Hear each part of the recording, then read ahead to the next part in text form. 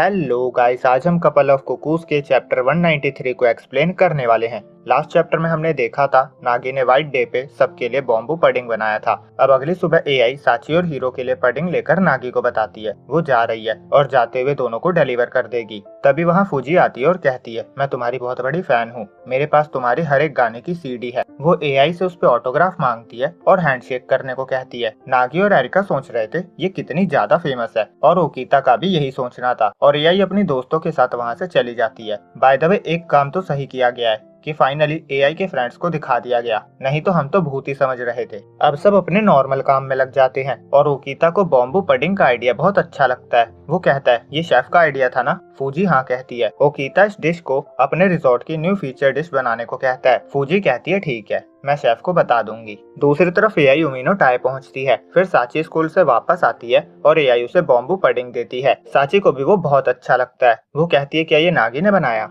AI कहती है, उसने ये काम के ब्रेक में बनाया था, उसने ये व्हाइट डे के लिए बनाया था, मैं हीरो के घर भी डिलीवर करके आई हूँ। साची कहती है, मुझे बिलीव नहीं हो रहा, नागी ने इतना स्टाइलिश बनाया है, मुझे तो चिंता हो रही थी जब एरिका ने कहा वो भी जा रही है, पर अब सुकून है कि वो काम कर रहे हैं। एआई कहती है, कितना ब्यूटीफुल सिबलिंग लव है ना, मेरा कोई भाई बहन नहीं है इसीलिए मैं जेलस हूँ। साची कहती है, क्यों? एआई कहती है, क्योंकि नागी अपनी छोटी बहन की स्कूल फीस पे करने के लिए इतना हार्ड वर्क कर रहा है। ये सुनकर साची हैरान हो जाती है। आगे बढ़ने से पहले गाइस, ये है मेरे भाई का इंस्टाग्राम पेज जिसपे वो खुद से शायरी लिखता है, तो अगर आप फॉलो करना चाहो तो कर लेना, लिंक कमेंट में पिन है। Back to the story. Scene resort में आता है। नागी ने आज का सारा काम फिनिश कर लिया था और फूजी उसे दिखाती है कि अब लोग रैंकिंग साइट पे रिव्यू भी पोस्ट कर सकते हैं और किसी ने रिव्यू में पूरा नॉवल ही लिख दिया था, पूरी स्टोरी लिख दी थी। और जिसने ये रिव्यू लिखा था वो अकाउंट किसी इलेक्ट्रिक लड़की के नाम से था और इलेक्ट्रिक तो एक ही है और वो है एआई। नागी भी समझ जाता है ये एआई ने लिखा है और फूजी कहती है उसने हर जगह से रेफर किया है, वो कितनी अच्छी है। नागी कहता है, मैंने कुछ किया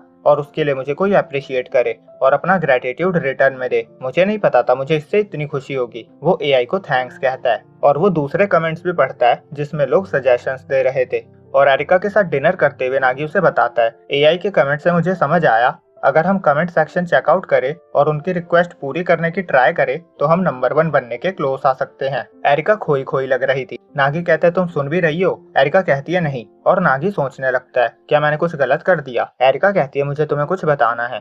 वो कहती है, सोसुके हाकोने में है, मैंने तुम्हें पहले ही बताया था, हमारा राइवल स्टारलाइट होटल रिहीटो की कंपनी ने बनाया था और इसमें सोक्के भी इन्वॉल्व है और वो दोनों यहीं पे हैं। नागी कहता है, क्या तुम सोक्के से मिलना चाहती हो? क्योंकि अब ये कंफर्म हो गया है कि वो हमारे रास्ते में है। अब अगले दिन एरिका नागी के पास भागते हुए आती है और उसे खींच के ले जाते हुए कहती है, चलो कुछ बुरा हो गया है। और हम देखते हैं साची अपना बोरिया बिस्तर लेकर वहाँ टपक चुकी थी और वो गुस्से में दिख रही थी। नागी पूछता है, तुम यहाँ क्यों आई हो? एरिका कहती है, कहीं एआई ने स्कूल फीस के बारे में बता तो नहीं दिया? और साची ओकीता से जाकर कहती है, प्लीज मुझे यहाँ काम करने दो। ओकीता मना कर देता है और यहीं पे ये चैप्टर एंड होता है। तो गाइस, नॉर्मल सी बात है, स्टोरी को खींचा जा रहा है, तो प्लीज मुझे मत कहो वीडियो छोटा क्यों आ रहा है या क्या चल रहा है। बाकी वीडियो अच्छी लगी हो तो लाइक और चैनल को सब्सक्राइब करना ना भूले। मिलते हैं अगले वेडनेसडे इसके अगले चैप्टर के साथ।